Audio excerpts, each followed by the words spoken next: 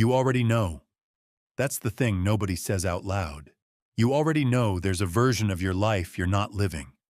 You feel it in specific moments, not in a vague, motivational poster kind of way. In a Tuesday afternoon, staring at your screen, something is off kind of way. You close a browser tab. You open the same one again. You had something you were going to do, something that mattered, and somewhere between the intention and the action, a perfectly reasonable alternative appeared. So you took it. And you told yourself you'd get to the real thing later. Later is doing a lot of work in your life right now. Here's the thing. This book is not going to tell you to believe in yourself. It's not going to hand you a morning routine or a list of habits used by billionaires. What it's going to do is show you the exact mechanisms running underneath your daily choices. The psychological architecture of why you stop yourself. Why you shrink the goal before you even start. Why the voice in your head sounds so much like wisdom when it's actually fear wearing a very convincing disguise. I'll be honest about something. There's one idea in this book I almost cut. It felt too direct, too close to the bone. I left it in. You'll know it when you hit it. What you're about to hear is built on real research, neuroscience, behavioral psychology, decades of evidence about how human beings actually change. Not how we imagine we change, not how we wish we changed, but how it actually happens. In the body, in the brain, in the specific moment between impulse and action. Each chapter is one shift, one thing that, once you see it, you cannot unsee. You don't need to be ready. Readiness is the story fear tells to buy more time. You just need to stay with this, all the way through, because the person who finishes this book is not quite the same person who started it. That's not a promise of transformation. It's something quieter than that. It's the beginning of one. Before we begin, if you're done waiting for motivation to find you, hit like. Not for me, for you. And subscribe only if you're serious about building the version you keep talking about. Chapter 1. The thermostat. You don't know you're running, you get a raise. A real one. More than you expected. For about 3 weeks, you feel different. Lighter. Like something shifted. Then, slowly, your spending adjusts. Your lifestyle expands to meet the new number. And 6 months later, you feel exactly the same as you did before. Not ungrateful. Just back to baseline. Like the raise never happened. That's not a spending problem. That's a thermostat. Every one of us is running an internal set point. A number, a level, a specific altitude of life that our unconscious mind has decided is normal for someone like us. And here's the part that stings. You didn't choose it consciously. It was calibrated slowly, quietly, through years of accumulated evidence about who you are and what people like you do and don't do. The psychologist Nathaniel Branden spent decades studying what he called the self-concept, the total picture you hold of yourself, most of which operates below conscious awareness. His central finding was blunt. You will always, always act in ways consistent with how you see yourself. Not because you're weak, because the brain is efficient. It doesn't want to waste energy on identity conflicts, so it keeps you in range. Think about what that means practically. You don't fail because you lack discipline. You succeed, with extraordinary precision, at becoming exactly who you believe you are. Watch it in action. Someone offers you an opportunity, something bigger than your current role. Your first response isn't excitement. It's a specific kind of mental calculation, a rapid, mostly unconscious audit. Is this the kind of thing someone like me does? And if the answer the thermostat returns is no, you hesitate. You qualify. You find a reasonable sounding reason to pass. Not because the opportunity wasn't real, because accepting it would require you to update your self-concept. And that's genuinely uncomfortable in a way that's hard to explain to someone who hasn't felt it. Here's the uncomfortable part. Most of your limitations are not about capability. They're about identity. You are not staying small because you can't do more. You are staying small because doing more would make you someone different. And different, even when it's better, feels like a threat. This is what researchers call identity-consistent behavior. Leon Festinger's work on cognitive dissonance showed that when our actions conflict with our self-image, we experience genuine psychological distress. Not metaphorical distress. Real, measurable, motivating discomfort. So the mind resolves it, not by changing the self-image, but by adjusting the behavior back into alignment. You sabotage the diet. You miss the deadline on the application. You pick a fight right before something good is about to happen. And you do all of it without knowing why. It just felt right to pull back. I've caught myself doing this, mid-action, pulling back from something I wanted because some older version of me had decided it wasn't mine to have. So how do you reset a thermostat you can barely see? You don't do it by thinking differently. You do it by accumulating contradictory evidence, small, specific, consistent proof that the old self-concept is outdated. Every time you follow through on something your old identity said you wouldn't, you introduce a crack. The crack lets in light. Enough cracks over enough time, and the thermostat begins to recalibrate. But here's what most people miss.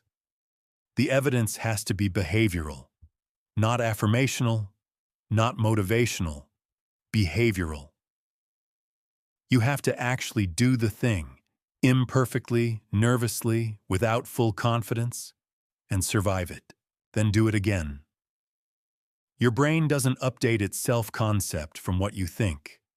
It updates from what you do repeatedly and don't die from. There's a specific mechanism underneath this. Psychologist William James, over a century ago, identified what he called the act as if principle. Not fake it till you make it.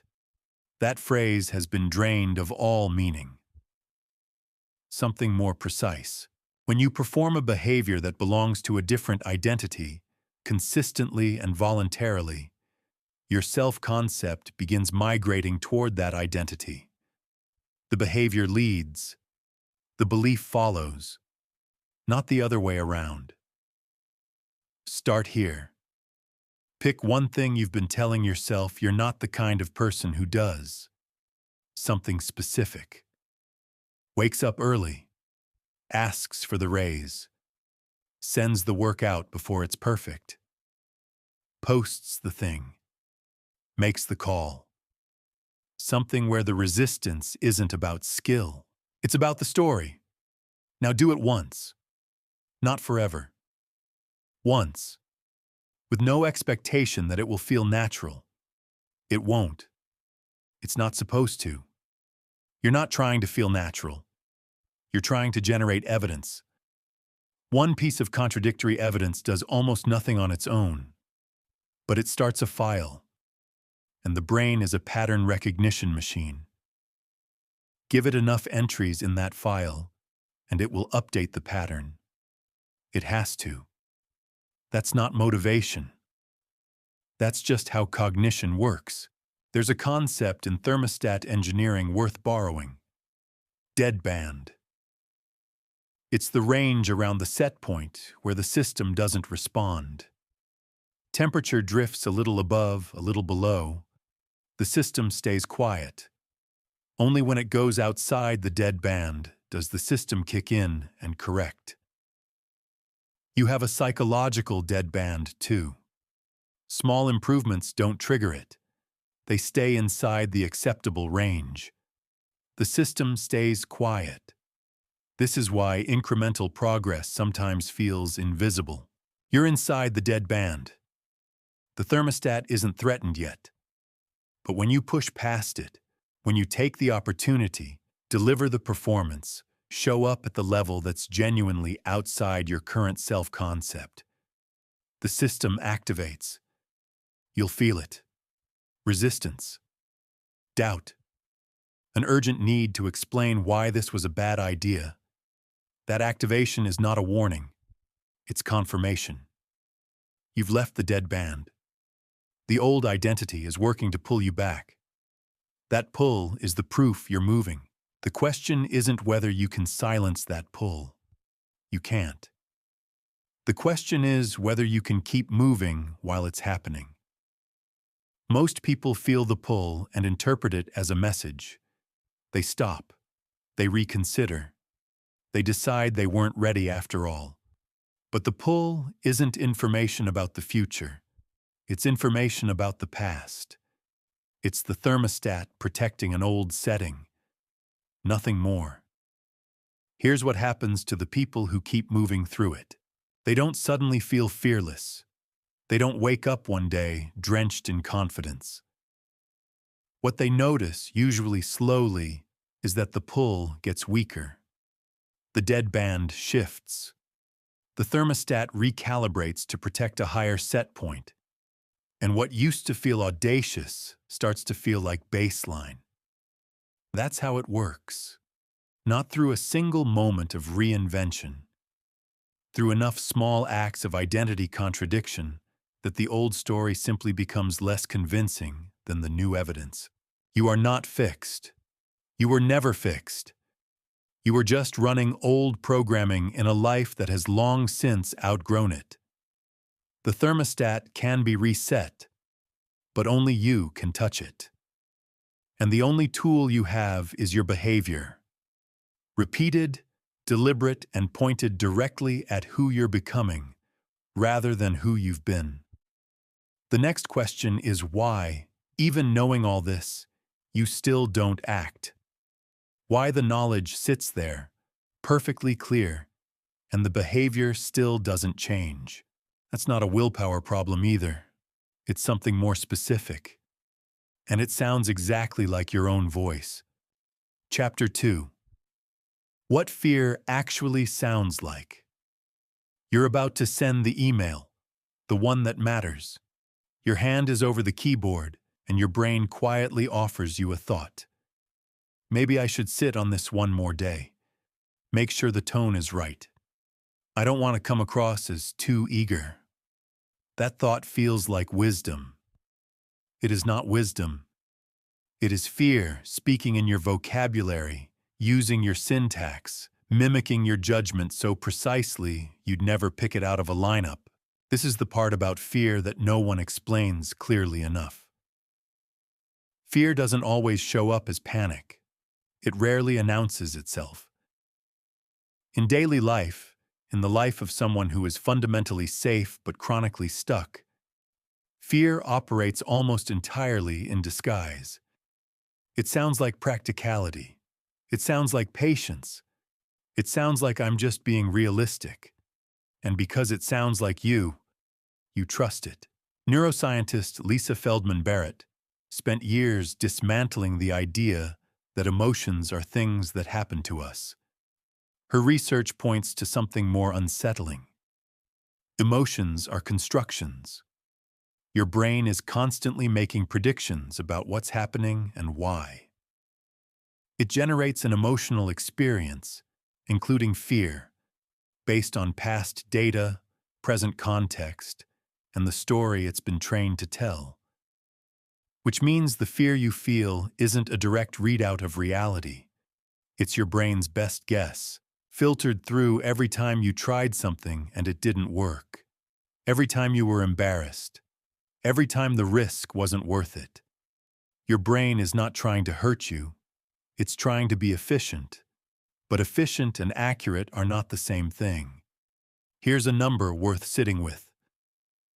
Researchers at Cornell tracked people's worries over time, specific written down worries, and then measured how many actually happened. 85% never came true. Of the 15% that did, the majority of people handled it better than they'd predicted. You are, statistically, running on a fear system that is wrong approximately 97% of the time it fires in daily life.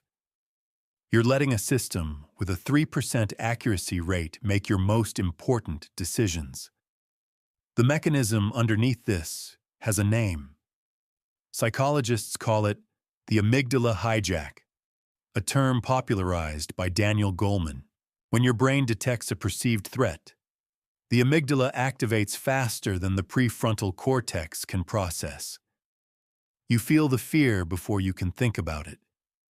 And by the time rational thought catches up, the fear has already generated a narrative. A story about why this is dangerous, why now is wrong, why you're not ready. The narrative feels like reasoning. It arrived after the emotion, but it presents itself as the cause. This is what I mean when I say fear sounds like wisdom. It's not lying to you from outside.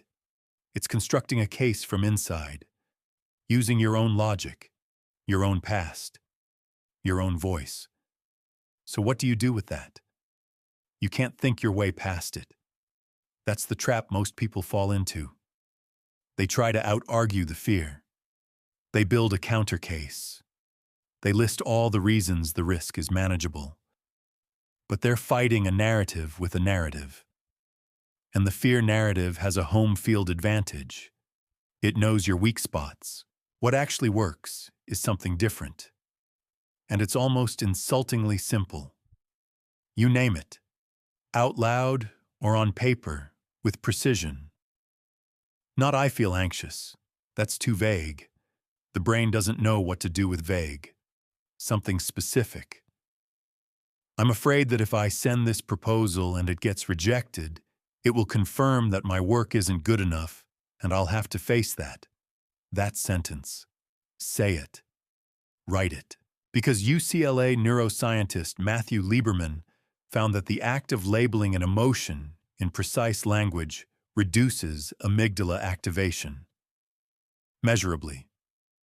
The brain's alarm system quiets when the prefrontal cortex engages to name what's happening. You are not just being poetic when you name your fear. You are literally changing your neurochemistry.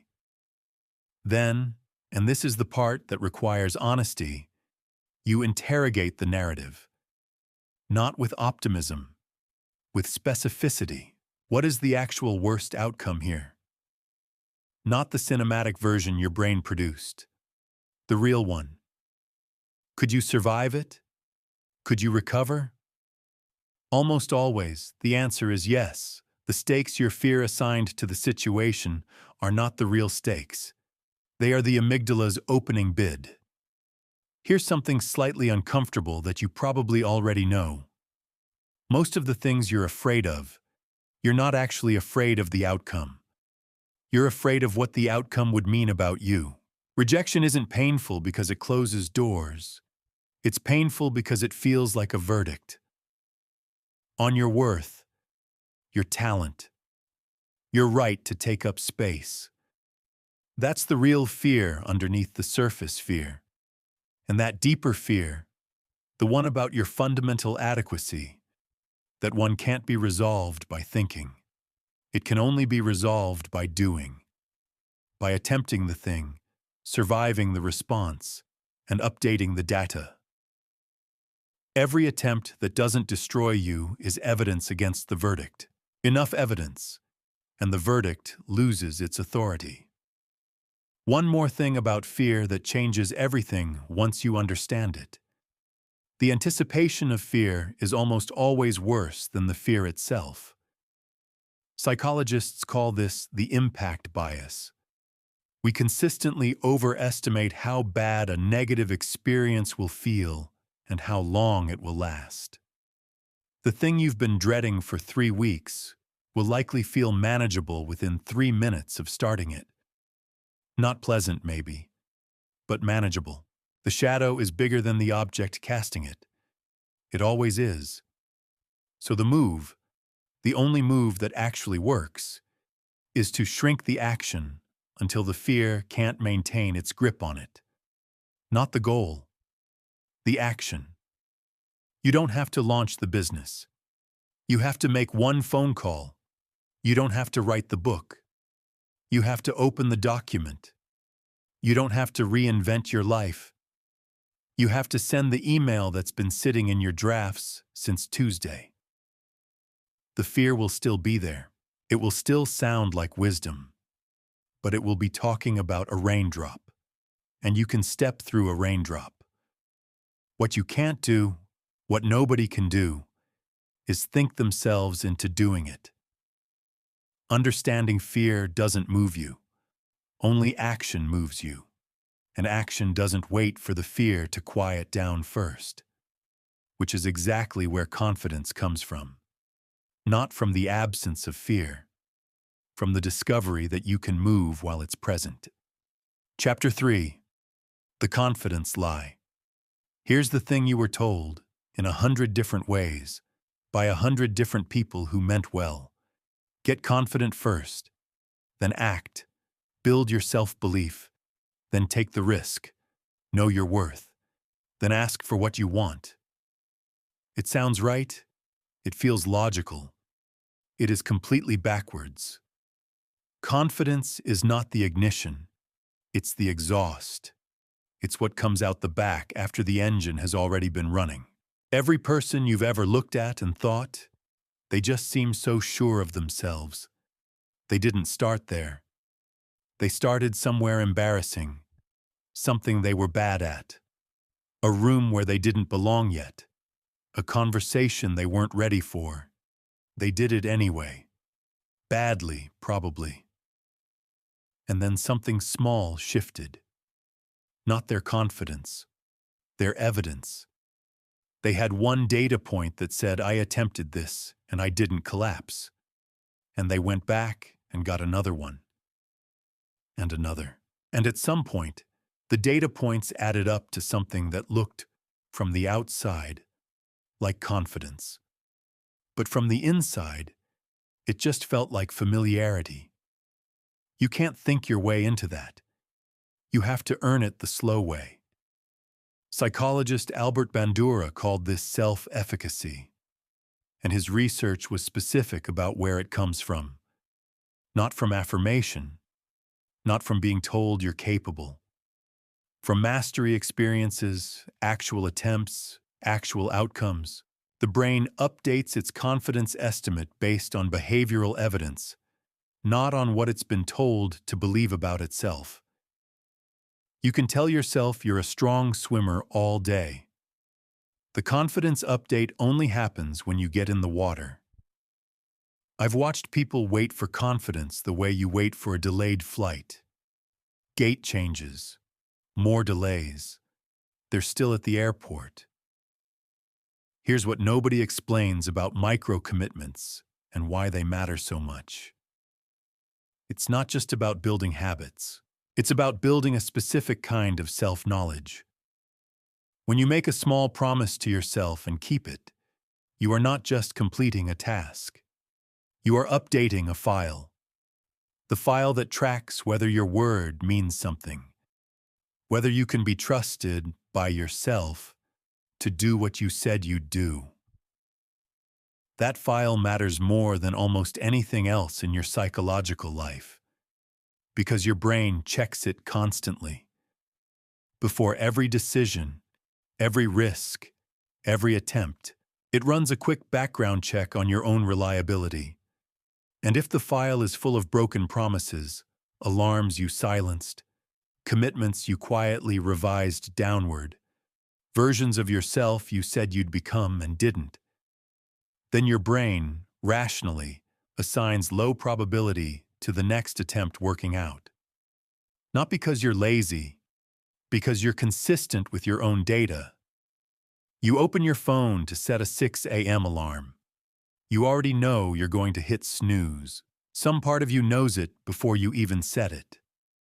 That foreknowledge, that low-level certainty that you won't follow through, is the accumulated weight of every previous time.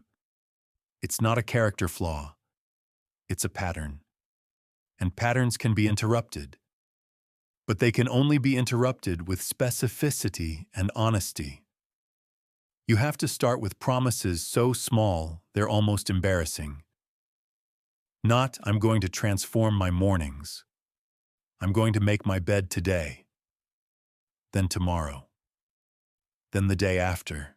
Not because a made bed changes your life, because a kept promise changes your data. And changed data changes what your brain believes is possible from you. Here's the uncomfortable truth about this. Most people don't start small because small feels beneath them. They want transformation. They want the dramatic version, the before and after, the 75-day challenge with documented progress photos. And so they set enormous targets. They feel the rush of the commitment. And then, when it gets hard, around day 4 usually, they quit. And the quit doesn't just end the streak. It adds another entry to the broken promise file. Small isn't beneath you. Small is the only foundation that holds weight. Big confidence is built on 1,000 small completions. There is no shortcut around that. The second component of real confidence is what happens inside your body when you take action before you're ready. Amy Cuddy's research at Harvard, subsequently debated, refined, but not dismantled in its core insight, showed that physical posture and behavior can precede and influence internal states. When you act confident before you feel it, your body chemistry begins adjusting. Not because you tricked yourself, because embodied action sends signals to your nervous system that recalibrate its threat assessment. You stand up straight. You slow your speech. You take up the space. Your body reads those signals and gradually reports. The situation is manageable. Not because the situation changed, because the signals changed. Behavior influences biology, in that order. The third piece is how you talk to yourself in the moments right after something goes wrong. Because something will go wrong. Confidence isn't built in the successes. It's built in the recovery.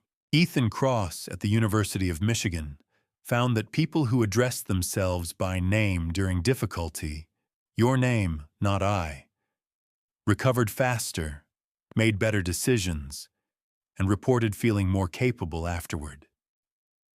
The slight distance of third-person self-talk moves you from being inside the failure to observing it.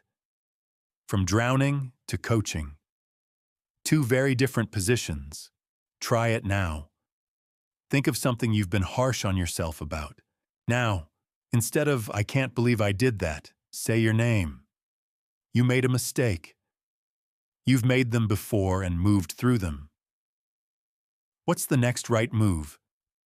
Notice how that lands differently. You went from defendant to counsel. Same situation. Completely different vantage point. Confidence, in the end, is not about certainty. The most genuinely confident people are often the most comfortable with uncertainty. What they have isn't answers. They have a track record, mostly private, mostly unspectacular, of attempting, surviving, adjusting, and going again. That track record generates a quiet, durable assurance that is nothing like the loud performance of confidence we usually see celebrated. The loud version is often fragile, built on external validation, vulnerable to the first real setback. The quiet version is structural, built from the inside. It doesn't need the room to agree, and the only way to build it is to start before you have it. Badly, nervously, with shaking hands and a voice that's slightly too fast. Start there. because the confidence you're waiting for will only ever show up after you do. The excuses, though, the excuses are already there, dressed well, ready to talk you out of it. Chapter 4. The excuses that wear suits. You have a very good reason. You always have a very good reason. That's the problem. Excuses are not lies. That's what makes them so effective. They're partial truths, dressed in logic, carrying just enough real information to pass as legitimate. I don't have time. I'm not ready. The market's bad right now. I need more experience first. These aren't inventions. There probably is some truth in them. You probably are busy. You probably could use more experience. But the truth content of an excuse is not what makes it dangerous. What makes it dangerous is its function. Excuses don't describe reality. They protect identity. This is the part that most people haven't heard. We don't make excuses to avoid failure. Failure we can usually handle. We make excuses to avoid having to revise who we are.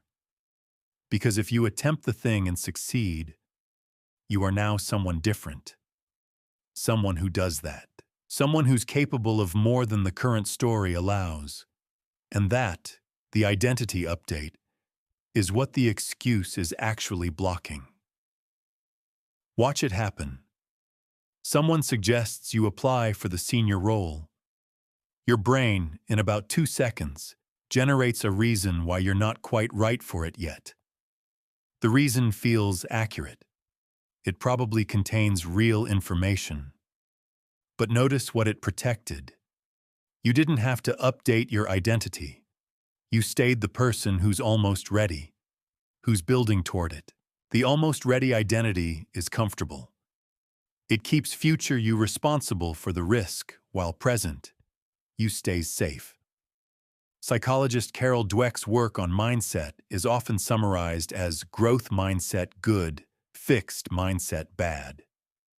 But the more interesting insight is about what a fixed mindset is actually protecting. It's protecting the self-concept from disconfirming evidence. If you never try, you never find out you can't. And if you never find out you can't, the possibility that you could remains intact. The excuse preserves possibility while eliminating the requirement to act on it. That's an extremely efficient psychological maneuver. It's also a slow way to disappear. Let's go through the specific ones, because excuses have fingerprints. You can learn to recognize them by shape. The time excuse. I don't have time. You open your phone right now and look at your screen time report. There it is. Hours, not minutes. Hours of scrolling, watching, clicking through things that left no trace of meaning. You have time. What you don't have, yet, is a strong enough reason to allocate it differently. That's worth being honest about. Not I don't have time. I haven't decided this matters enough yet. That sentence is harder to say. It's also the only one you can actually do something with. The experience excuse. I'm not qualified enough. I need more credentials. This one is particularly well dressed because it mimics diligence. It looks like preparation.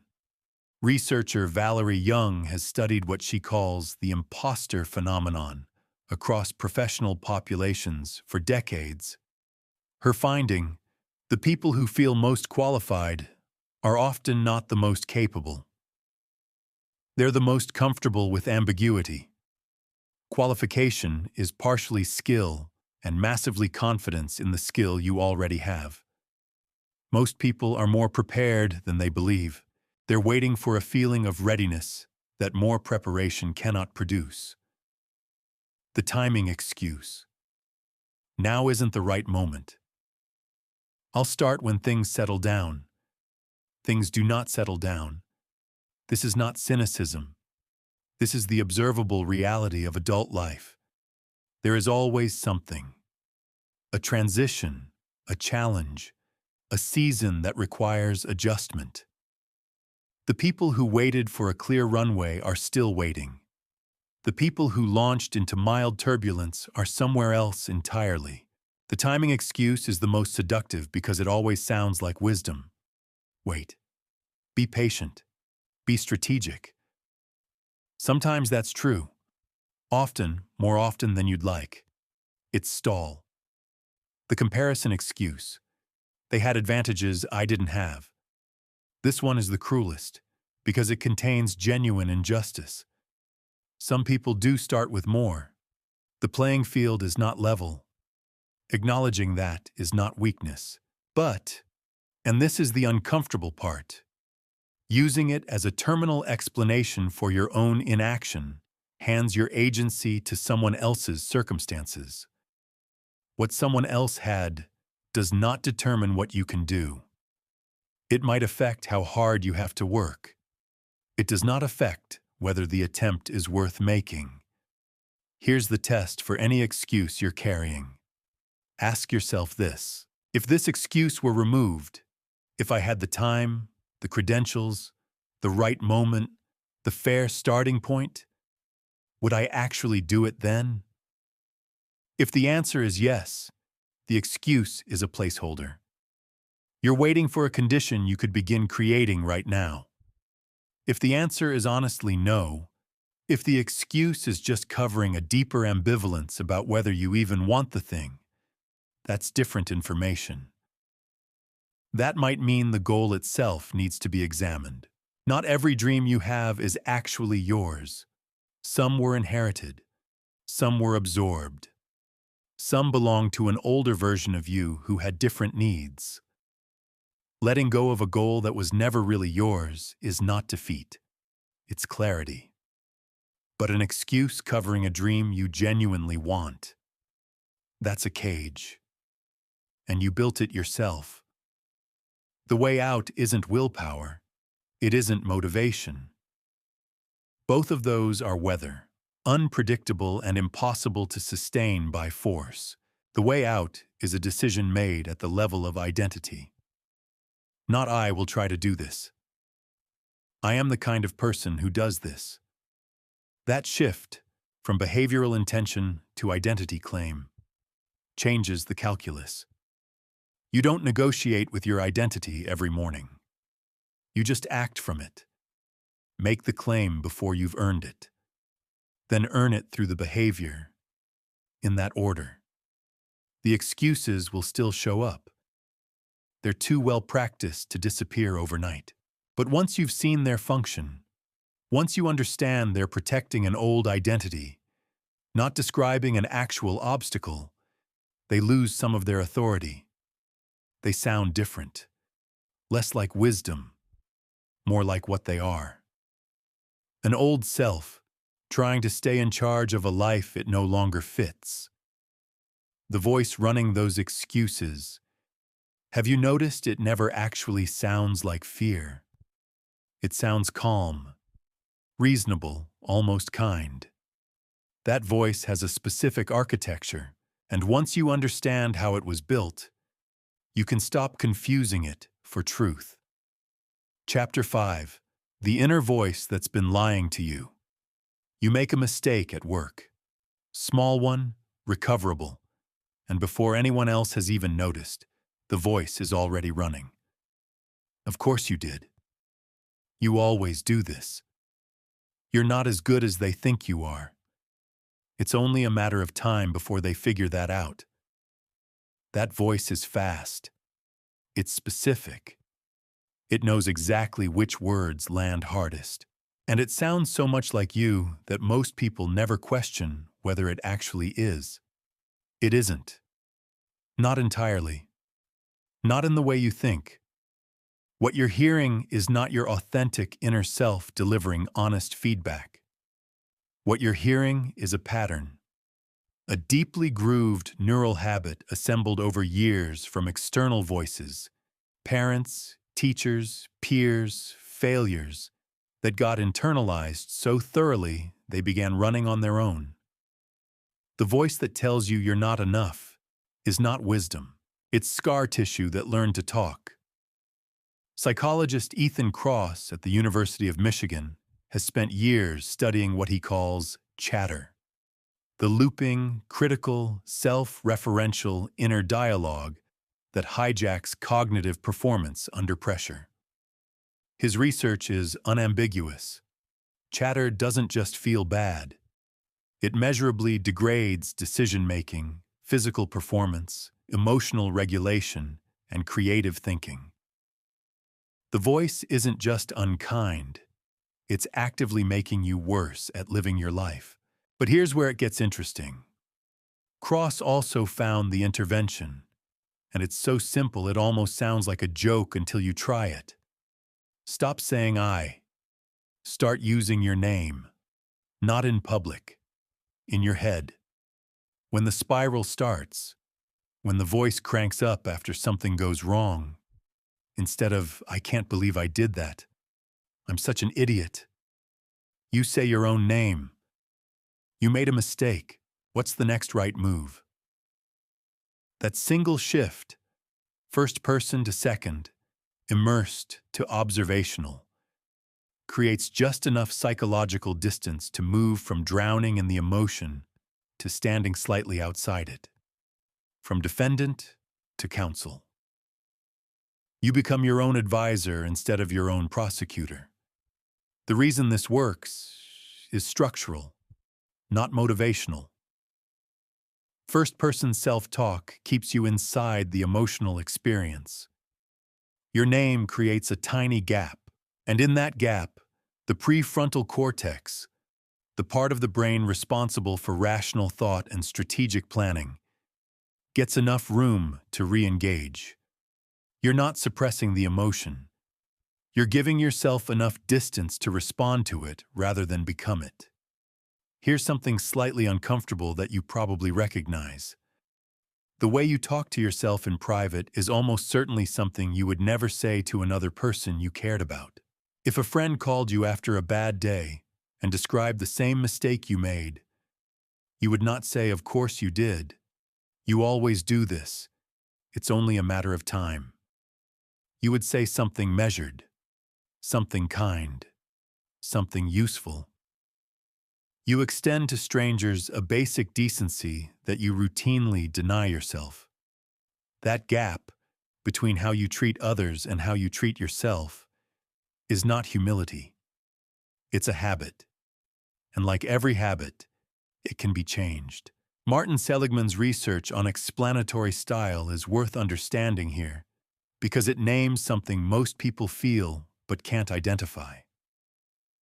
Seligman found that people differ fundamentally in how they explain bad events to themselves. The differences break along 3 dimensions: whether they see the cause as permanent or temporary, whether they see it as pervasive or specific, whether they see it as personal or contextual. The internal critic operates on the worst possible settings across all 3. It says, "This will always happen. It affects everything. It's fundamentally about who you are. You always do this. Nothing ever works out. This is just who you are." Each of those words, always, never, just, nothing, is a cognitive distortion pretending to be an accurate description. They are not accurate. They are catastrophic extrapolations from a single data point. The reframe isn't to swing to the opposite extreme. Not everything is fine. This means nothing. That's denial wearing a different mask. The honest reframe is specific and temporary. This particular thing went wrong today. Here's what I can learn from it. It doesn't define the pattern. That framing keeps the brain in problem-solving mode rather than threat response mode. Same event. Completely different neurological response. I've sat with a version of that looping voice longer than I'd like to admit. The specifics don't matter. What matters is that I eventually understood it wasn't reporting the truth. It was running an old program. Now. The voice doesn't run only when things go wrong. It also runs more quietly as a constant ambient narration throughout your day. This is the subtler version, the one that's harder to catch. It's not the loud critic after failure. It's the quiet editor that shapes what you reach for in the first place. The one that notices an opportunity and whispers that's not really for you before you've consciously decided anything. The one that keeps your ambitions slightly calibrated downward without ever announcing why. This version operates through what psychologists call automatic thoughts, rapid, reflex-level cognitions that arise before conscious deliberation. Aaron Beck, the father of cognitive behavioral therapy, identified these as the primary mechanism of most psychological suffering. Not dramatic beliefs, tiny, reflexive, barely noticeable thoughts that flash through the mind dozens of times an hour and shape behavior without ever being examined. You see someone doing something you want to do. A flicker. Must be nice. You're about to speak up in a meeting. A flicker. Nobody needs to hear this. You finish something you made. A flicker. It's not ready yet. Each flicker takes less than a second. Each one nudges your behavior in a slightly smaller direction. Accumulated across a day, a week, a year, they are not small. They are the architecture of a life that's slightly less than it could be. The intervention here is not to police every thought. That's exhausting and counterproductive. The intervention is to develop what Beck called metacognitive awareness, the ability to notice that you're having a thought rather than being inside it. Not I'm not good enough, but I'm having the thought that I'm not good enough. That grammatical distance is not trivial. It's the difference between a belief and an observation. Beliefs feel like facts. Observations can be examined. Here's a practice that's simple enough to start tonight. For 1 week, keep a small note on your phone. Every time you catch the inner critic running, after a mistake, before a risk, in the middle of something that matters, write down the exact words it used. Don't analyze them yet. Just collect them. At the end of the week, read them as if someone else wrote them. A stranger. Someone you're meeting for the first time. What would you think of a person who said these things to themselves repeatedly every day? You would feel something between concern and tenderness. You would want to offer a different perspective. Be that person. For yourself. Not because it feels natural. It won't, not at first. But because you already know how to do it for everyone else. The voice will not disappear. That's not the goal, and it wouldn't be honest to promise it. But it can be demoted. From narrator to background noise. From authority to input. From the voice that decides to a voice that gets heard and then considered alongside better information. Because here's the truth underneath all of this. The inner critic is not actually trying to hurt you. In its own distorted way, it's trying to protect you. Protect you from embarrassment, from failure, from the vulnerability of genuinely trying. It evolved in an environment where social rejection had real consequences. It's just running that old program in a context where it no longer applies. You don't need to hate it. You just need to stop mistaking it for the truth. Once you stop confusing the voice with reality, something else becomes visible. The attitude you've been operating from. Not just the thoughts, but the entire orientation toward your life. Was being shaped by that voice in ways that go much deeper than individual moments of self-doubt. It wasn't just narrating your experience. It was building the lens through which you saw everything. And that lens, it turns out, is adjustable. Chapter 6. The attitude you didn't choose and can. You wake up before you've said a word, before you've made a decision, before you've had any real experience of the day. You're already in a mood, a specific one, not chosen, inherited. From the dream you half remember, from the notification you glanced at before your eyes fully focused, from the low hum of yesterday's unfinished business still running in the background of your nervous system. By the time you pour your coffee, your mental weather is already set, and you didn't pick it. Most people spend their entire lives in a reactive relationship with their own attitude. They wait to see what kind of day it's going to be. They check the internal forecast and plan accordingly. Good mood. Take some risks. Be generous. Engage fully. Bad mood. Get through it. Manage. Minimize exposure. Wait for it to pass.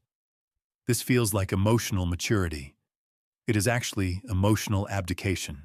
You are outsourcing the most influential variable in your life to whatever happened to show up first.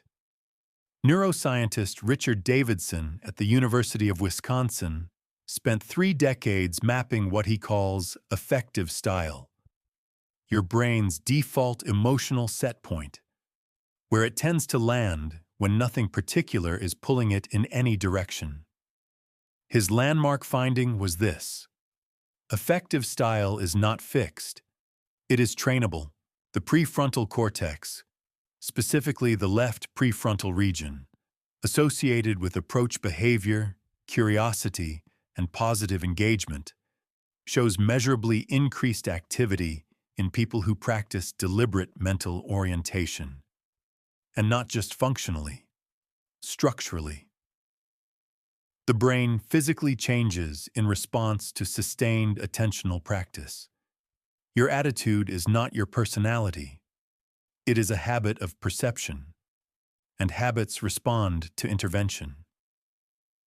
Here's what this looks like in practice. 2 people lose the same client on the same day. Same revenue impact. Same professional setback. Person A closes the laptop and sits in the loss. Confirms what they feared. The business isn't working. The market is too hard.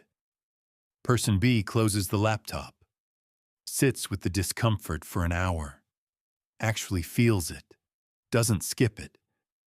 Then opens a notebook and writes, "What does this tell me that I can use?"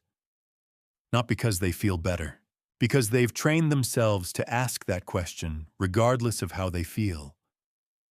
The difference is not temperament. It is practice. Repeated enough times, that question becomes reflexive. The brain begins running it automatically. And a brain that automatically asks, "What can I use here?" is navigating a genuinely different world than a brain that automatically asks, "Why does this keep happening to me?" Now, and this is important, I'm not describing toxic positivity, the insistence that everything is fine, that negative emotions are weakness, that if you just reframe hard enough, difficulty disappears. That version of positive thinking is not just ineffective, it's actively harmful. It teaches you to distrust your own emotional experience, to perform equanimity instead of develop it. What I'm describing is something Viktor Frankl identified from inside a Nazi concentration camp, which is about as far from a motivational seminar as it's possible to get. Frankl watched people in conditions of genuine extremity and observed something that became the foundation of his entire therapeutic framework. Between what happens to you and how you respond, there is always a gap, even a small one, even under extreme conditions. And in that gap lives the only freedom that cannot be taken. The freedom to choose your orientation toward what's happening. That is not optimism. That is not denial. That is the most rigorous form of agency available to a human being. The gap is smaller on some days than others, Some mornings the mood hits before you're conscious enough to intervene. That's not failure. That's neurology. The goal is not to always catch it.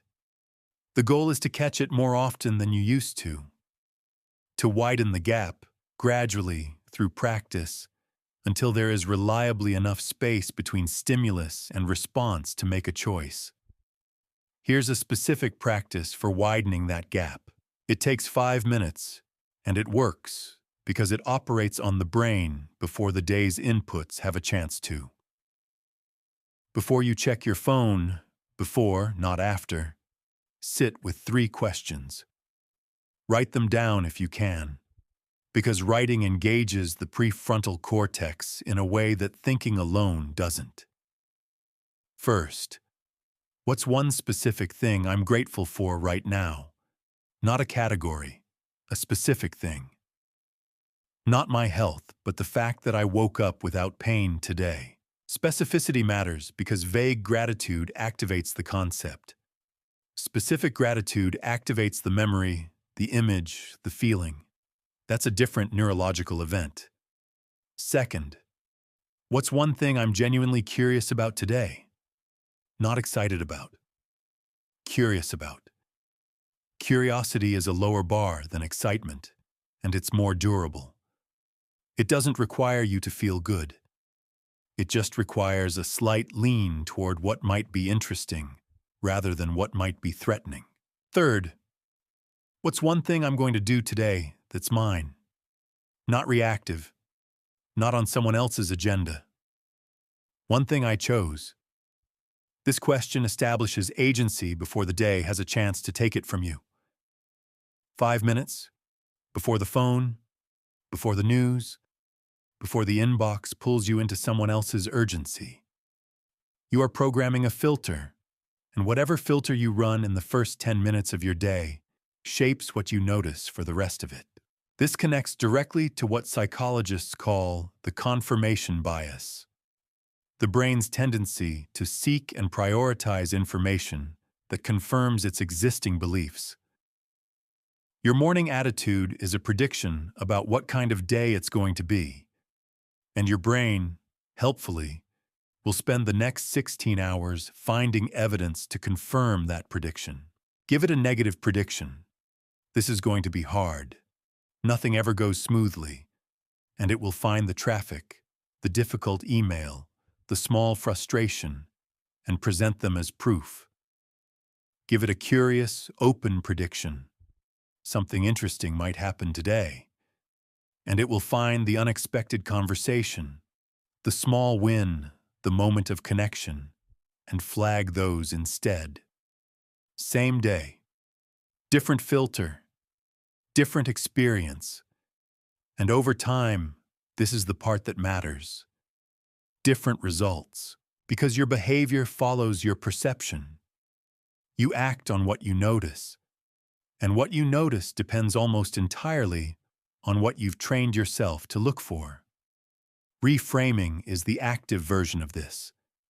Not just setting a morning filter, but actively intervening when the negative interpretation shows up during the day. The key is that reframing is not about finding the silver lining. It's about finding the most useful interpretation that's still honest. You don't have to pretend the difficult email isn't difficult. You just have to ask, what's the most useful way to understand this that doesn't require me to catastrophize? Something went wrong, or this is information about where the gap is. Someone criticized your work, or they handed you a specific thing you can improve. The plan didn't work, or you now know something you didn't know this morning. Both interpretations contain truth. Only one of them moves you forward. Your attitude is not a reaction to your life. It's the lens through which your life appears. Adjust the lens and the picture changes. Not because the world changed, because you changed what you're able to see. And what you can see determines what you can aim for. Chapter 7. How to want the right things. Write down your goals. Go ahead. Do it right now in your head. The things you're working toward, the outcomes you're trying to produce. Give yourself 30 seconds. Now look at that list honestly. How many of those things do you actually want? Not want in the sense of it would be nice or I'd feel good about myself if I achieved it. Want in the sense of, when I imagine the process of pursuing this, the early mornings, the discomfort, the setbacks, the sustained effort, something in me leans forward rather than back. For most people, the honest answer is fewer than they thought. We are extraordinarily bad at knowing what we want. Not because we're confused people, because we are porous. We absorb goals the way we absorb accents, gradually, unconsciously, from prolonged exposure to the people and environments around us. Your goals are a composite. Some of them are yours. Some belong to your parents' unfinished ambitions. Some were generated by watching someone else succeed at something and feeling a flicker of, I should want that too. Some are social performances, things you pursue because achieving them would make you look like a certain kind of person. None of those are real goals. They are borrowed frames, and borrowed frames collapse under the weight of real difficulty. Because when things get hard, and they always get hard, the only thing that keeps you moving is a reason that's actually yours. Psychologists distinguish between two categories of motivation that behave very differently under pressure. Extrinsic motivation, driven by external rewards, recognition, status, validation, is powerful in the short term and brittle in the long term. Intrinsic motivation, driven by genuine interest, meaning, or internal value alignment, is slower to ignite and nearly impossible to extinguish. Edward Desai and Richard Ryan's decades of self-determination theory research are unambiguous on this. Intrinsic motivation doesn't just feel better. It produces more creative output, greater persistence, higher quality work, and more resilient recovery from setbacks. The brutal implication, a goal that's primarily about how it will look when you achieve it, is a goal you will abandon when nobody's looking. Here's how to tell the difference. Think of a goal you're currently holding. Now ask yourself this question and answer honestly. If nobody ever found out I achieved this, no recognition, no social proof, no status signal, would I still want it? If the answer is genuinely yes, that goal has roots. If the answer requires some negotiation, well, part of the point is, look at what's underneath it. The underneath is what's real. This doesn't mean external rewards are worthless. They're not. Acknowledgement matters. Income matters. Recognition is a legitimate human need. The issue is when these become the primary engine rather than a byproduct. When the goal is the recognition rather than the thing the recognition is for. I spent longer than I should have pursuing a version of success I'd absorbed from people I admired but whose lives, on close examination, I didn't actually want. Now, once you've identified a goal that's genuinely yours, one that connects to something you care about for reasons that would survive the removal of the audience, the next question is whether it's calibrated correctly. Most people err in one of two directions. Either they set goals so safe they require no real growth, and the brain, sensing this, generates no urgency, or they set goals so large and undefined they function more like fantasies than targets. The brain doesn't know what to do with a fantasy. It can't generate a concrete next step. So it generates a feeling, inspiration, briefly, and then nothing. A real goal sits in a specific sweet spot. Psychologist Mihaly Csikszentmihalyi's research on flow states identified this precisely. The conditions for peak engagement, the state where people report being most alive, most capable, most creative, require a match between the challenge level and the current skill level, slightly above your current capability. Not so far above that it triggers anxiety and shutdown. Not so close to current capacity that it triggers boredom and disengagement. Right at the edge, where effort is required, but success is genuinely possible. A goal that doesn't make you at least slightly nervous is probably inside your current capability. It will not produce growth. It will produce completion. Completion feels good briefly and then feels like nothing. Growth compounds. Here's what writing down a goal actually does neurologically, and why the specificity of the written version matters so much more than the vague thought. The act of translating an intention into specific written language requires the prefrontal cortex to commit to a concrete representation. Vague intentions live in a diffuse neural network. They're accessible but not binding. Written, specific goals activate what psychologists call implementation intentions, if-then mental structures that the brain can actually execute. When I sit down at my desk at 7 a.m., I will write 500 words before I open email.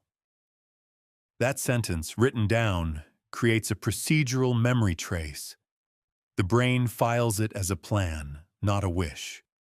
Plans get executed. Wishes get revisited. Gail Matthews at Dominican University found that people who write down specific goals achieve them at a 42% higher rate than people who keep them in their heads. Not because the writing is magic, because specificity is. And writing forces specificity. Now here's the piece that changes everything about long-term goal pursuit. Your goal is not the point. Who you become in the process of pursuing it is the point. This sounds like a motivational consolation prize.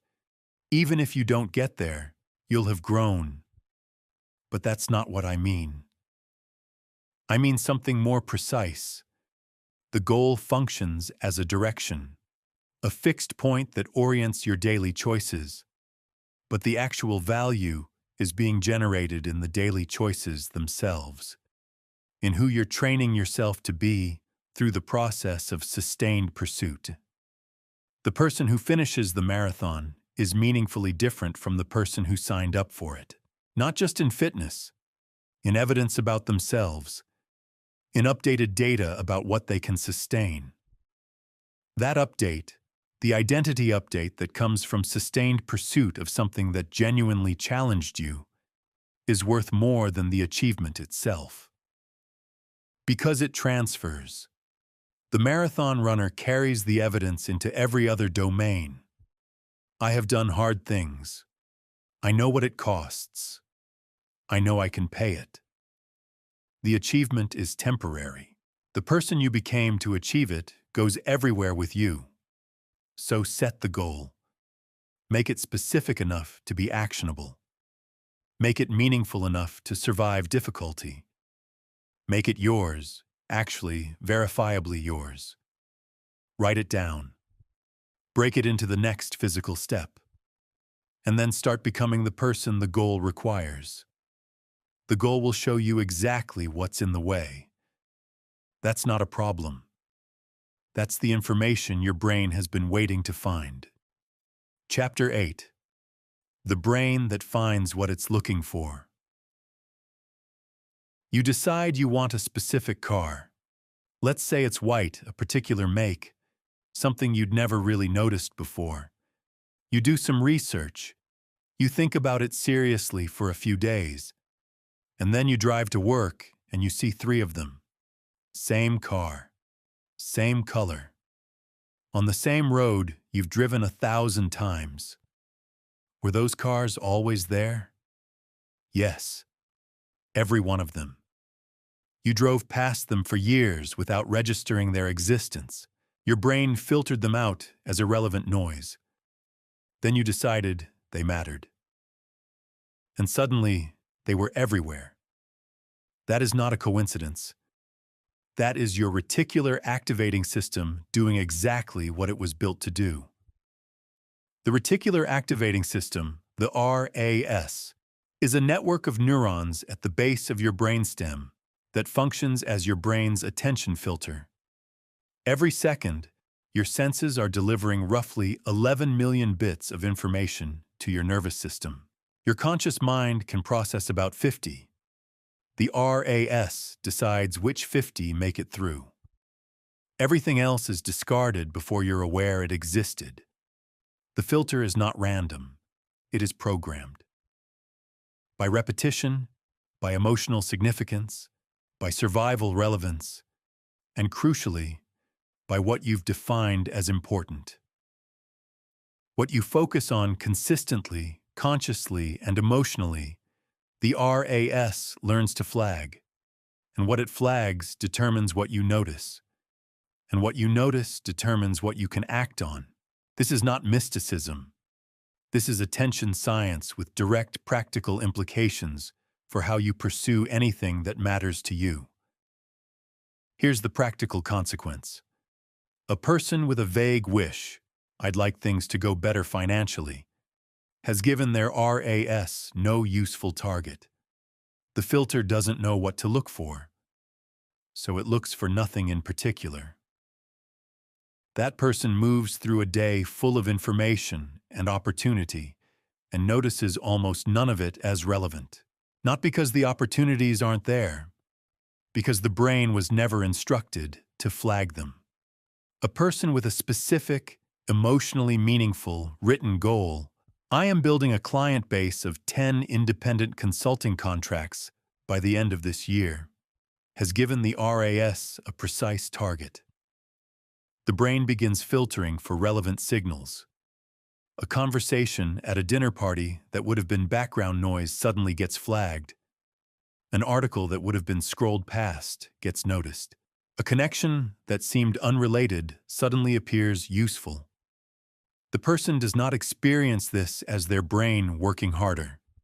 They experience it as luck improving. The luck didn't improve. The filter changed. This has an immediate, specific implication for how you write your goals. Vague goals don't just fail to motivate, they fail to program. Be more successful tells the RAS nothing. Sign one new client in the next 60 days through referrals from my existing network gives the RAS a template, a shape to look for, a signal to flag when it appears. The emotional component matters as much as the specificity. The RAS prioritizes signals that are emotionally tagged. This is an evolutionary feature. Things that mattered emotionally to our ancestors were more likely to matter for survival. A goal you've connected to something you genuinely care about. Not just an outcome, but a reason, a feeling, a version of your life you can vividly imagine. Gets a stronger emotional tag. The brain weights it more heavily, filters for it more aggressively. This is why visualization works, when it's done correctly. Not the passive version where you imagine the outcome and feel good about it. The passive version actually undermines motivation. Gabriele Oettingen's research at NYU showed that pure positive fantasy, imagining success without the obstacles, actually reduces the energy people direct toward their goals. The brain, having imagined the achievement, partially relaxes as if some of the work is done. The version that works is what Oettingen calls mental contrasting. You vividly imagine the desired outcome. Then you vividly imagine the specific obstacles. Then you form an implementation intention, an if-then plan, for how you'll handle the obstacle when it appears. This sequence keeps the brain engaged with both the goal and the real work required to reach it. It programs the RAS with both the target and the terrain. Look, this matters because most people use visualization as motivation. a feeling to chase. What it actually is, when used correctly, is programming. You are not trying to feel inspired. You are trying to install a filter that makes the next right step visible when it appears. Here's a practice. Tonight, before you go to sleep, write one specific goal at the top of a page. Below it, write the single most significant obstacle currently standing between you and that goal.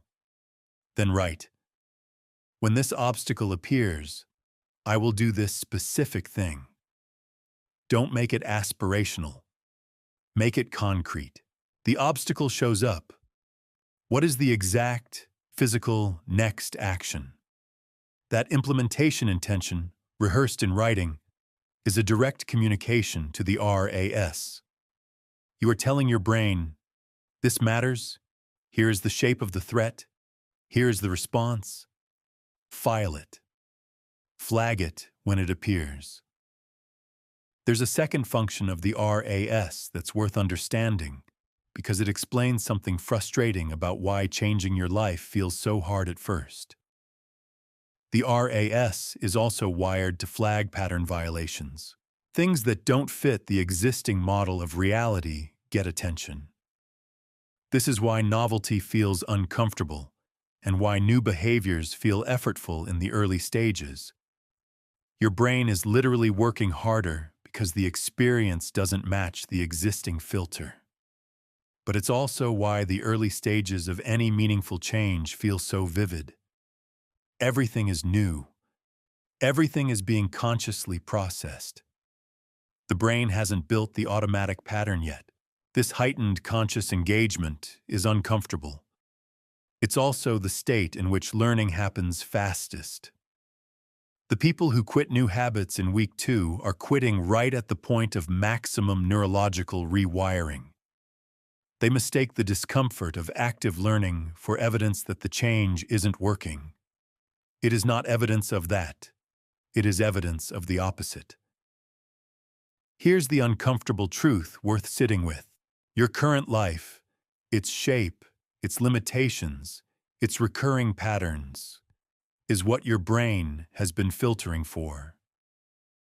Every confirmation of your current self-concept, your current income level, your current relationship patterns, your current ceiling, your RAS, has been faithfully delivering that evidence for years. It has been an extraordinarily efficient machine, working exactly as designed. For a target you didn't consciously choose, you can choose a new target. You can write it down, load it with emotional meaning, pair it with a specific obstacle response plan, and repeat it with enough consistency that the RAS begins recalibrating its filter. It will not happen overnight. Neural filters are built through repetition, not intention. But it will happen. The brain finds what it's looking for. The only question that remains is who gets to decide what it's looking for. That decision, the one about what your attention filter is set to find, might be the most consequential decision you make this year. And the way you make it isn't by thinking harder. It's by thinking differently. Sideways sometimes, from angles that have no obvious name. Chapter 9, Thinking Sideways. You've been staring at the problem for 3 days. You've approached it the same way each time. Same starting point, same logical sequence, same conclusion that doesn't quite work. On the 4th day, you're in the shower, not thinking about it at all, and something arrives. Not a fully formed solution, a direction, an angle you hadn't considered, a connection between two things that had no obvious relationship. You didn't think your way there. You thought sideways into it. Creative problem solving is one of the most misunderstood cognitive capabilities we have. We treat it like a personality trait. Either you're creative or you're not. Either the ideas come or they don't. But creativity is not a gift distributed unevenly at birth. It's a specific cognitive process that can be practiced, structured, and deliberately activated. The people who seem effortlessly creative are not accessing a different kind of thinking. They've just built more pathways between ideas that most people keep separate. Here's the mechanism. Your brain organizes knowledge into networks. Related concepts cluster together. When you face a problem, your brain naturally searches the cluster most obviously associated with that problem. This is efficient. It's also limiting. Because the most useful solution is frequently not in the obvious cluster. It's in a completely different part of the network. Connected to the problem not by category but by structure, by the underlying shape of the challenge, which might match the shape of something from an entirely unrelated domain. Einstein didn't develop relativity by thinking harder about physics. He imagined riding a beam of light. He imported a sensory, embodied image into an abstract problem.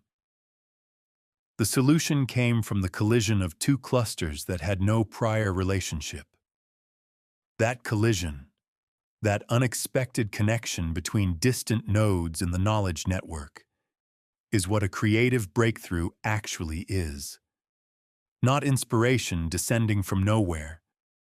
Synthesis arriving from unexpected proximity.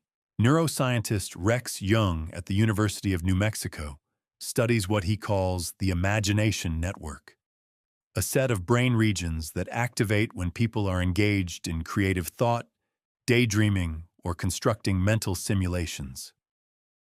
His research found something counterintuitive.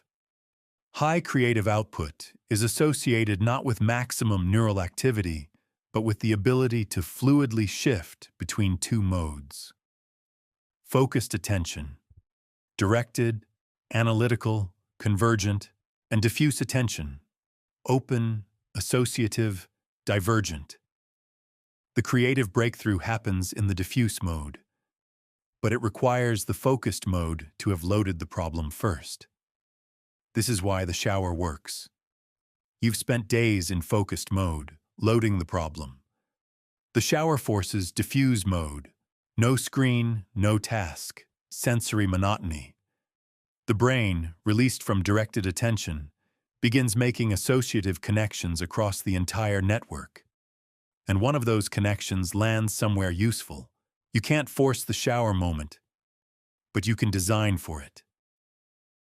Here's a concrete practice. When you're stuck on a problem, genuinely stuck, not just mildly challenged, do this. Set a timer for 12 minutes. Write the problem at the top of a page. Then generate 30 possible approaches. Not good ones. All of them. The first 10 will be obvious. You've already considered most of them. Write them anyway. The next 10 will start to feel strange, forced, slightly embarrassing. Good. Write them. The final 10, the ones that require you to reach outside the obvious cluster, that's where the useful ideas live. Not all of them will be good. One or two might be exactly right. You cannot access those final 10 without going through the first 20. The obvious ideas are a door, not a destination. Edward de Bono called this lateral thinking, deliberately approaching a problem from an oblique angle rather than head-on. Instead of asking, "How do I solve this?" ask what would happen if the problem didn't exist. Or, how would someone in a completely unrelated field handle this? A chef facing your business problem. An architect facing your relationship problem. A navigator facing your creative block. The question sounds absurd. That's the point. Absurdity forces the brain off its default tracks. Here's the thing about constraint. It sounds like the enemy of creativity. It isn't. It's the engine. Completely open problems, no parameters, no limits, anything goes. produce the worst creative output. The brain doesn't know where to start. It generates nothing because nothing is excluded. Add a constraint. You can only use 2 ingredients. You have 24 hours. The solution cannot cost money. And the brain, blocked from its obvious pathways, begins searching lateral routes. Patricia Stokes at Columbia studied creativity across multiple artistic careers and found that the most generative periods in a creative life were almost always periods of self-imposed constraint. The limitation didn't reduce creativity. It redirected it toward unexplored terrain. Apply this to your own stuck problems. What constraint can you add that forces your brain off the obvious path? You can only solve this using resources you already have. You have to produce a result in 48 hours. You cannot use the approach you used last time. Each constraint closes a door your brain was leaning on and forces it to find a window. Now, creative thinking is not only for problem solving, it's for goal pursuit. Specifically, for the moments when the path you planned runs into reality and reality wins. This happens to everyone. The plan that looked clean on paper meets actual conditions and needs to be rebuilt. The people who give up at this point have confused the goal with the plan. The goal is the destination. The plan is one possible route. When the route closes, the destination doesn't disappear. You need a new route. This requires what psychologists call cognitive flexibility. The ability to shift mental frameworks in response to new information without losing the underlying direction. It's measurable and trainable. The primary training method is exposure to diverse, unrelated ideas and domains. Reading widely, not just in your field. Having conversations with people whose work has nothing to do with yours. Putting yourself in unfamiliar environments where the rules are different and your existing expertise doesn't help you. Every time you operate outside your area of established competence, your brain is forced to build new associative pathways. Those pathways don't stay compartmentalized. They become available to every other domain you work in. The programmer who takes an improv comedy class is not wasting time. They're building neural architecture for adaptive thinking that will show up in their code. The connection is not visible, it's structural. I find that the ideas I trust most arrive sideways, not from direct pursuit, but from the collision of something I was thinking about and something completely unrelated. Here's the uncomfortable truth about creative thinking in the context of your life. Most people are not stuck because they lack the ability to think creatively. They're stuck because they've been doing the same things in the same sequence with the same inputs for long enough that every possible obvious solution has already been tried. The stuck feeling is not evidence of limited capacity. It's evidence that you've exhausted the obvious cluster. The solution is in a different cluster, and the only way to find it is to deliberately go somewhere else. Read something outside your field tonight. Not adjacent, outside. History, biology, architecture, poetry. Not to find direct answers, to give your brain new materials to work with, new structures, new shapes that might turn out to match the shape of your problem in ways you couldn't predict. The solution you're looking for is probably already in your knowledge network.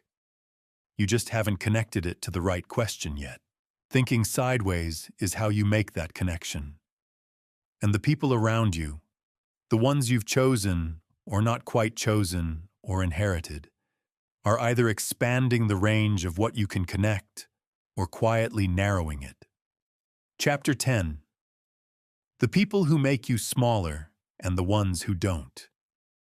You hang up the phone. The call lasted 20 minutes. Nothing dramatic was said. No argument, no obvious negativity, Just a conversation with a particular person in your life. And as you set the phone down, you notice something. You feel smaller than you did before you called, a little less certain, a little less energized, like something was quietly taken from you that you didn't agree to give. You've felt this before, with this person, maybe, or someone like them. And you probably didn't name it because naming it feels like a betrayal. Name it anyway. Because what you just experienced is one of the most underestimated forces shaping the trajectory of your life. The people in your immediate environment are not just emotional weather. They are, neurologically and behaviorally, co-authors of your self-concept. Nicholas Christakis and James Fowler at Harvard and UC San Diego spent years mapping how behaviors, beliefs, and even emotional states propagate through social networks. Their research found that influence doesn't stop at one degree of separation. Your behavior is measurably affected by the behaviors of people you've never met, the friends of your friends' friends. The network shapes you at a depth most people dramatically underestimate. More specifically, research by social psychologist Sonia Lyubomirsky found that the emotional tone of your closest relationships has a larger impact on your baseline well-being and cognitive performance than your income, your circumstances, or most of the external variables people spend their lives trying to optimize. The people in the room with you, literally and figuratively, are determining a significant portion of what you're capable of perceiving and attempting. This is not about cutting people off. It's about seeing clearly. There are people in your life who, after time with them, leave you with an expanded sense of what's possible. Conversations that generate ideas. Presence that makes you feel more like yourself rather than less. These people are not necessarily the most entertaining or the most successful or the most obviously impressive. They are the ones in whose company your thinking gets bigger. Your standards quietly rise. Your excuses feel less convincing. And there are people in your life who do the opposite. Again, not through malice usually. Often through their own fear, their own contracted sense of what's possible, their own thermostat setting bleeding into yours. You walk away from time with them, and your ambitions feel slightly foolish. Your risks feel slightly reckless. Their ceiling has become a suggestion for yours. Psychologist David McClelland at Harvard studied high achievers across professions for decades. His conclusion was direct.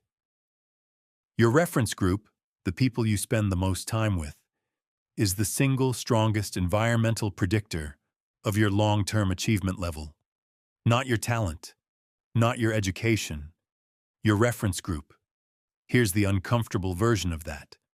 Look at the 5 people you spend the most time with. Not who you'd choose in an ideal world. Who actually, currently, gets the most of your hours. Now honestly assess. Do those people, on average, operate at the level you're trying to reach? Do they talk about what they're building or about what's frustrating them? Do they respond to your ambitions with genuine curiosity or with subtle skepticism dressed as concern? This is not a call to abandon people you love. Relationships are complex. Loyalty matters. History matters. What it is a call to do is to be intentional about expansion. To actively seek out people who are operating at the level you're moving toward and spend more time in their presence. Not to perform, to absorb. Proximity to people doing what you want to do recalibrates your sense of what's normal. And what feels normal, you attempt. What feels extraordinary, you defer. The mechanism here is what psychologists call social proof. The brain's tendency to use other people's behavior as information about what's appropriate and possible. When the people around you treat ambitious goals as normal, your brain categorizes ambition as normal. When the people around you treat risk as reckless, your brain categorizes risk as reckless. You don't consciously adopt these categorizations. You absorb them the way you absorb a room's temperature. Now, there's a specific relationship dynamic worth naming because it's common and rarely discussed honestly. The person who needs you to stay the same. Not because they want to harm you. Often it's the opposite. They care about you. And your growth represents, to them, a kind of implicit criticism of their stasis. If you change, it raises a question they're not ready to answer about their own life. So they offer friction. Gentle, affectionate, deniable friction. They remind you of your previous failures. They emphasize the risks. They ask if you're sure, with a tone that means maybe you shouldn't be. Recognize this when it happens. Not with resentment, with understanding. Their resistance is about them. It tells you nothing about whether you should proceed. Look, building the right environment around your ambitions is not elitist. It is not a rejection of your origins. It is the acknowledgement that you are a permeable system, and what you're surrounded by enters you. Choose the inputs accordingly. This extends beyond people to every input in your environment. The content you consume, the conversations you allow to run long, and the ones you let end. The physical spaces you inhabit. All of it is either expanding or contracting the cognitive and emotional space in which your ambitions live. One concrete practice.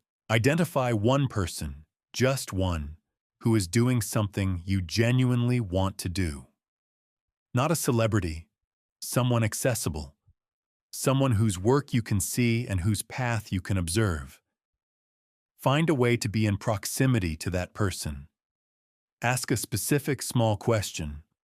Attend something they're part of. Read everything they've written. Not to copy them, to recalibrate your sense of what's achievable. One real example of someone doing the thing you want to do is worth more than 100 motivational speeches. Because it does what speeches can't. It makes the thing feel real. The people who make you bigger exist. You may not have found enough of them yet. That's not a permanent condition. It's a search problem. And now that you know what you're looking for, your RAS will start flagging them. Which brings us to what you do when you find them. What you do with every person in your life, every day, whether you've chosen them consciously or not. Because the way you show up in those relationships, the kind of presence you bring, turns out to be the most underrated driver of everything you're trying to build. Chapter 11. Leading without a title. You're not in a leadership role. Or maybe you are, technically. But that's not what this chapter is about. This chapter is about something that's been happening regardless of your title, your salary, or your position on any organizational chart. You've been leading people this whole time. The question is just what direction. Every interaction you have is an act of influence. When you respond to a stressed colleague with patience, you are setting a tone. When you respond with irritability, you are setting a different one. When you tell the truth in a meeting where the easier choice is silence, you are signaling something about what's permissible. When you stay quiet to avoid friction, you signal something else. None of these moments feel like leadership. They feel like Tuesday. But they accumulate. And their accumulation shapes the behavior, the confidence, and the ceiling of the people around you. Organizational psychologist Amy Edmondson at Harvard Business School has spent decades studying what separates high-performing teams from average ones. Her research, which included Google's famous Project Aristotle study, converged on a single variable more predictive than talent, resources, or strategy: psychological safety. The degree to which people in a group believe they can take risks, ask questions, admit mistakes, and disagree, without fear of punishment or humiliation. Here's what's significant about psychological safety for our purposes. It is not created by organizational policy. It is not installed from the top down. It is created or destroyed by individual behavior in individual moments. One person who consistently responds to mistakes with curiosity rather than criticism changes the emotional temperature of an entire room. One person who asks genuine questions and actually listens to the answers creates a pocket of safety that others move toward. You don't need a title to do this. You need a consistent choice, made repeatedly, in the small moments that don't feel like they matter. They matter enormously. The first behavior of an influential person, regardless of title, is genuine curiosity about other people. Not performed curiosity, not the question asked while you're already formulating your response. Real curiosity.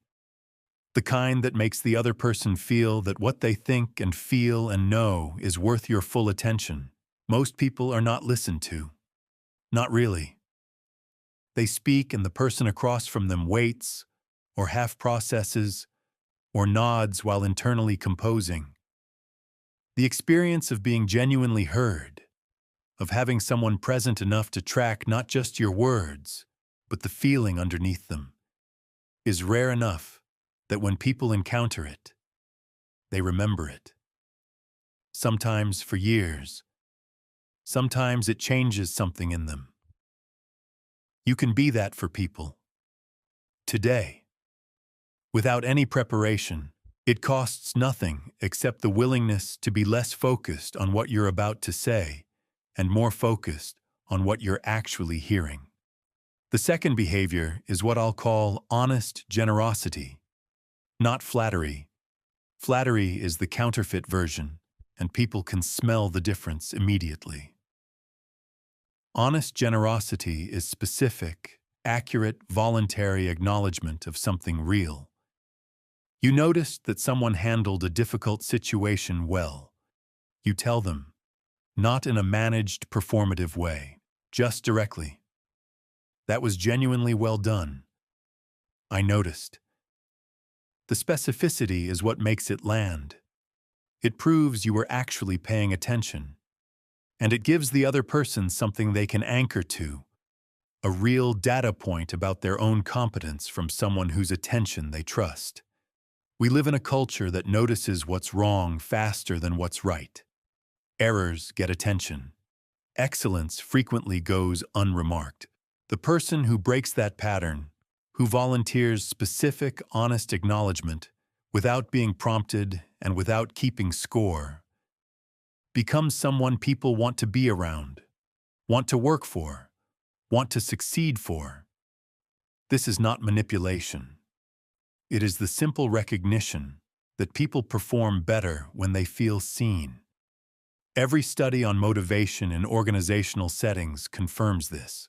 Recognition, specific, genuine, timely, is a more powerful driver of sustained performance than compensation beyond a baseline level. You have access to this resource in unlimited quantities. Most people spend it almost not at all.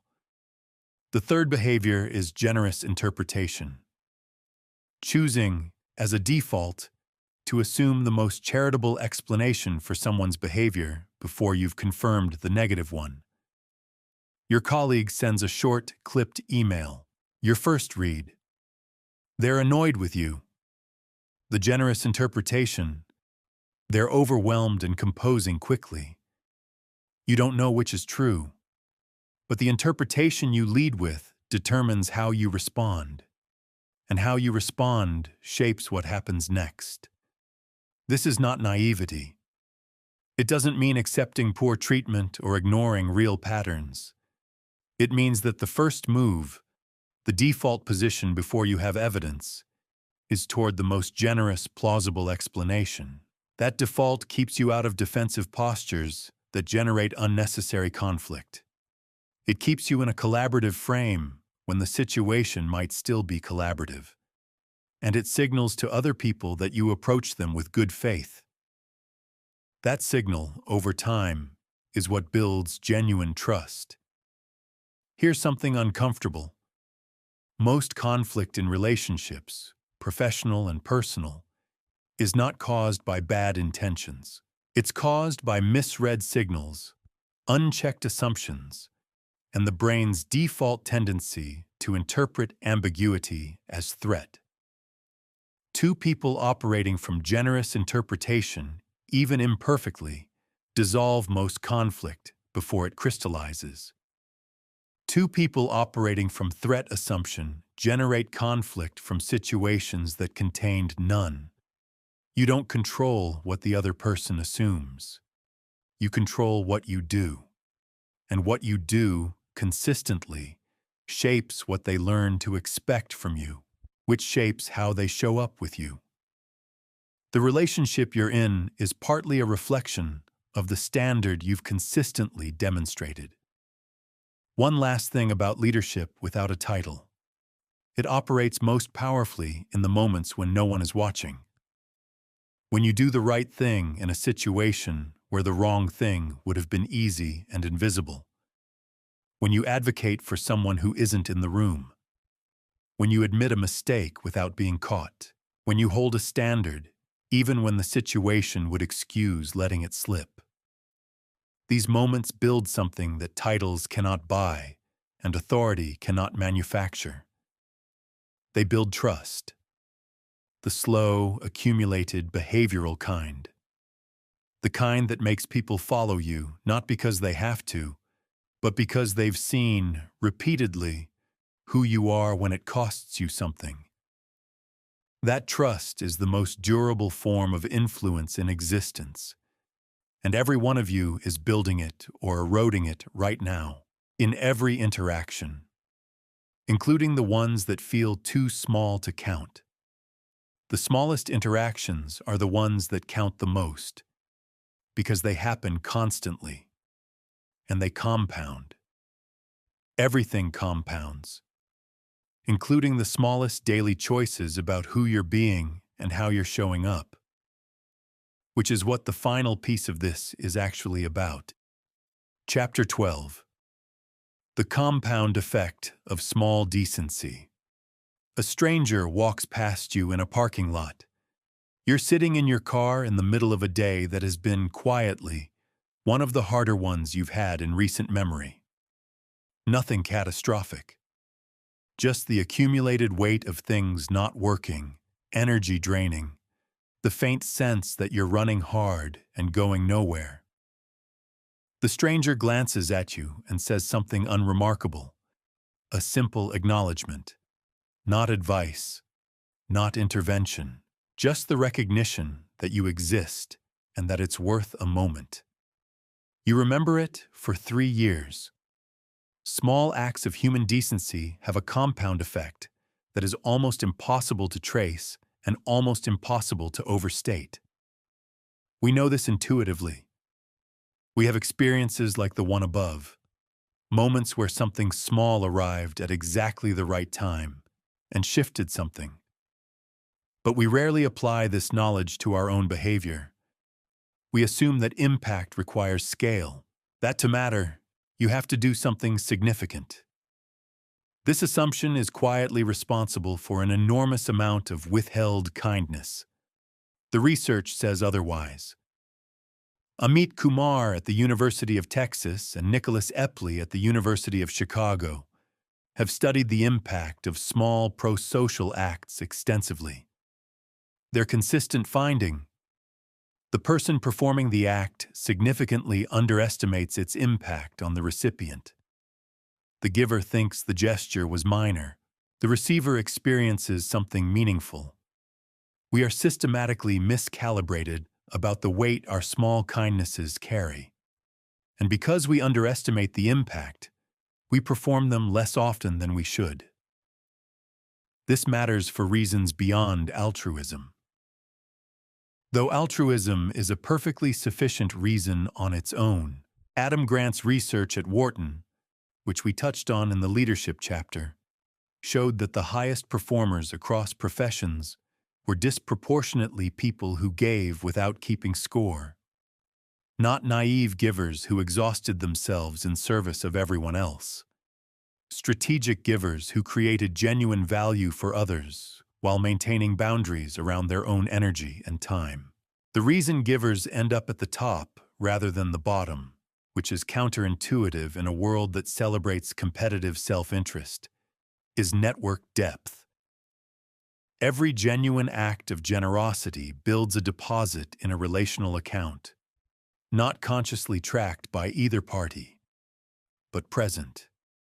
When the giver eventually needs something, a referral, an introduction, a second chance, a collaborator, the network responds at a depth and speed that no amount of transactional networking can manufacture. People want to help people who have helped them, not out of obligation, out of genuine desire to return something that felt like a gift. You can't fake this. Calculated generosity, the kind performed with one eye on the eventual return, is usually visible. People sense the transaction underneath it. Real generosity is given without a ledger, and it is precisely the absence of the ledger that makes it valuable. Here's the daily practice that ties all of this together. Once a day, just once, do something for another person that they did not ask for and will not know came from you, or that you will never be repaid for. Something specific and real. Text someone you haven't spoken to in months and say something genuine about why you appreciate them. Notice someone's effort and say so, without it being your job to notice. Let something go that you had every right to hold on to. Give someone the benefit of the doubt in a situation where you could have demanded an explanation. These acts do two things simultaneously. First, they make the world incrementally better, not metaphorically, literally. The person who receives genuine acknowledgement carries it somewhere. It changes something in how they move through the next hour. That changes an interaction they have. The ripple is real even when it's invisible. Second, and this is the structural self-interest beneath the altruism, every act of unconditional generosity rewires your brain's relationship to abundance. It reinforces, at a neurological level, the belief that you have enough to give, enough time, enough attention, enough goodwill. That belief, the deep, embodied sense of having enough, is the psychological foundation of ambitious thinking. Scarcity thinking is incompatible with big thinking. You cannot simultaneously believe you are operating from deficit and be willing to take the risks that growth requires. Scarcity makes you defensive. It makes you protective. It makes you hold back. Abundance thinking, even when your external circumstances don't fully justify it, makes you expansive, willing to invest, willing to try, willing to give away what you have because you trust more is coming. The fastest way to develop abundance thinking is not to wait until you have more. It's to practice giving with what you have now. The practice precedes the feeling. As with confidence, as with courage. You don't feel abundant and then give. You give and then, gradually, the abundance becomes real. There is a man most people haven't heard of named Wangari Maathai. She won the Nobel Peace Prize in 2004 for planting trees. Not metaphorically, literally. She started the Green Belt movement in Kenya by giving simple tools and simple instructions to rural women and asking them to plant trees in their communities. One tree, then another. 30 million trees across Africa over 3 decades. Not from a position of power or resources, from a position of one person doing one small thing and teaching others to do the same. The compound effect of small, consistent, directed action is not a motivational concept. It is a mathematical reality. 1% improvement daily compounds to 37 times better over a year. One act of decency, rippling through a network of human connections, touches lives you will never meet and never know about. This is not hyperbole. This is how influence actually propagates. Your small choices are not small. They are the material from which everything is built. The relationships that will sustain you, the reputation that will precede you, the network that will catch you when you fall and amplify you when you rise. The internal sense of being someone who contributes rather than someone who extracts. All of it, every bit of it, is built from the accumulated weight of moments that felt, individually, too small to count. Count them. Do them. Let them compound. Because tomorrow morning, the way you begin it, the first choice you make before the world has a chance to pull you into reaction, that's where everything either starts or stalls. Chapter 13. The Daily Practice of Thinking Big. The people who changed their lives didn't have better days than you. They had slightly better mornings. Not dramatically better. Not perfectly optimized, color-coded 5 a.m. club mornings with cold plunges and journaling systems and supplement stacks. Slightly better. They started the day with one intentional act before the first reactive one. They made one choice that was theirs before the day started making choices for them. That small asymmetry, intention before reaction, even briefly, compounded over months into a life that looked, from the outside, like a different category of existence. It wasn't a different category. It was a different daily rhythm, practiced long enough to become structural. Here's the honest version of what a thinking big practice actually looks like in a real life with real demands. It is not a 4-hour morning routine. It is not a perfect system that collapses the moment your schedule changes. It is a set of 3 brief, specific interventions spaced across your day that keep your mind oriented toward growth rather than defaulting to maintenance. The morning window is the most valuable. Not because mornings are magical, but because your brain, in the period shortly after waking, is in a state of heightened neuroplasticity. The prefrontal cortex is coming online. The day's inputs haven't yet colonized your attention. You have a brief window, 15 minutes, maybe less, in which you can set the direction of your thinking before circumstances set it for you. Use it deliberately. Before the phone, before the news, before the inbox. 3 things, written down. First, one specific thing you're grateful for right now. Not a category. A specific, vivid, particular thing that exists in your life at this moment. The specificity activates the actual memory and the feeling attached to it. That feeling, even a small one, shifts your neurochemical baseline slightly toward approach rather than avoidance. Curiosity rather than threat. Second, your one most important task today. Not the urgent one, the important one. The one that, if you did nothing else, would represent real movement towards something that matters. Identifying it in the morning, before the day fills with urgency, means it has a fighting chance of actually happening. Third, one belief you're choosing to hold today. Not an affirmation you don't mean. A real, slightly stretching claim about yourself or your situation that you're choosing to operate from. I'm capable of handling what comes today. My work has value even when I can't see it yet. I am further along than I was a year ago. Choose the one that's true enough to be honest and big enough to be a stretch. 5 minutes. Written.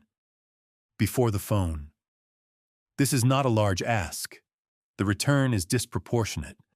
The midday check-in is shorter. 60 seconds. Sometime in the middle of your day. Set a recurring alarm if you need to. Ask yourself 2 questions. Have I drifted into pure reaction? And have I done one uncomfortable thing today? The first question is about direction. Drift is not failure. Everyone drifts. The goal is to catch it early and correct. The second question is your daily discomfort audit. Because discomfort is the metric of growth. A day in which you did nothing uncomfortable is a day in which your comfort zone quietly contracted.